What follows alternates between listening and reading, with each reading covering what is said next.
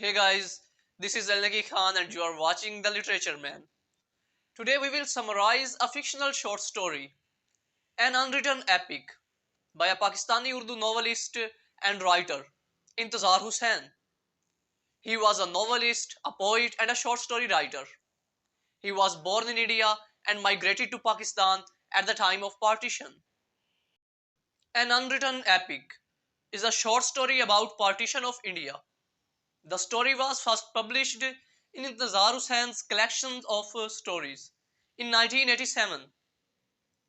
The title of the story, An Unwritten Epic, ऐसी epic जो कभी लिखी ना जा सकी. Epic is a long poem about heroic deeds or adventures of a person or a nation. किसी कौम या फर्द के कारनामों के बारे में लिखी गई तवील नज़्म. The story is set in Kadirpur, a village in India. So let's summarize the plot of this short story, An Unwritten Epic.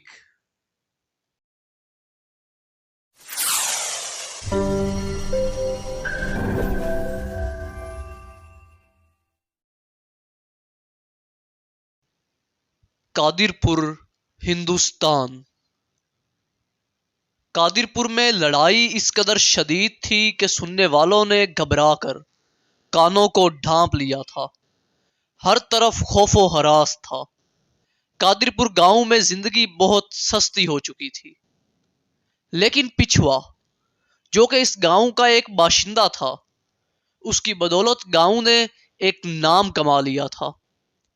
पिछुआ इस गांव में रहने वाला एक पहलवान था, जिसकी बहादुरी के हवाले से लोग कहते थे कि इसने जिन्नात को भी जंग में हराया हुआ है.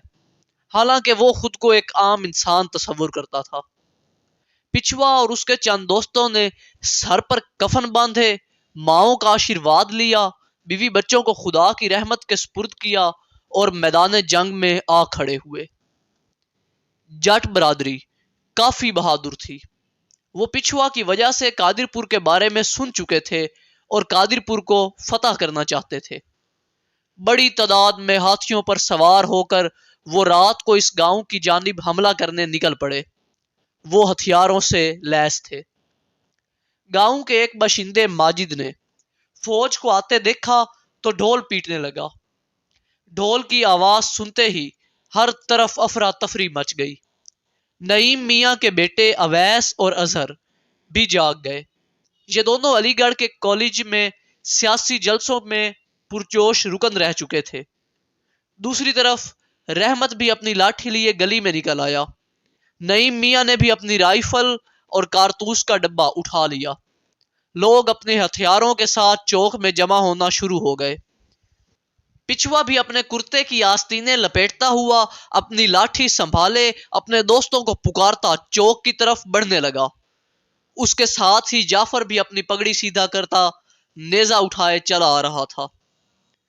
दोनों तरफ से हमले हुए और भयानक जंग हुई.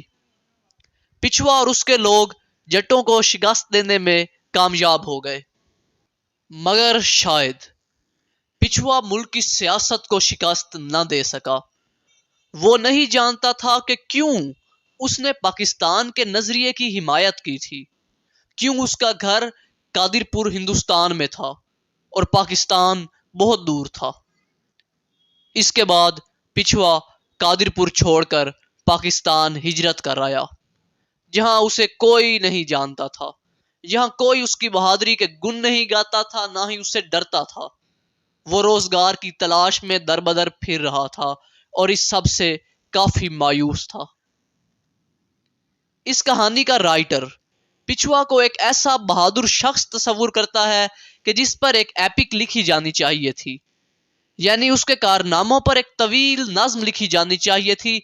मगर इंतजार हुसैन खुद नहीं जानता कि वो इस पर क्या लिखे. इस तरह इंतजार हुसैन पिछुआ पर एपिक लिखने से कासिर रहा और यही वजह है कि उसने इस शॉर्ट स्टोरी को एन अनरिटन एपिक का नाम दिया. कादिरपुर भी माजी की बात हो चुका और महज अफसानों में इसका जिक्र रह गया, क्योंकि अब इसका नाम बदल कर जत्तू नगर रख दिया गया है. The unwritten epic speaks about partition of India Beatles and cruelty during partition, تقسیم ہند کے وقت کے مظالم اور جنگیں. لاس اینڈ ڈیفیکلٹیز، وہ نقصان یا تکالیف جو ہجرت کر کے آنے والوں کو پیش آئیں، جیسا کہ پچھوا کو یہاں آ کر بے روزگاری اور تکالیف کا سامنا کرنا پڑا. So guys, this was an unwritten epic by Intizar Hussain. Take care, goodbye, tata, see you in the next video. Allah Hafiz.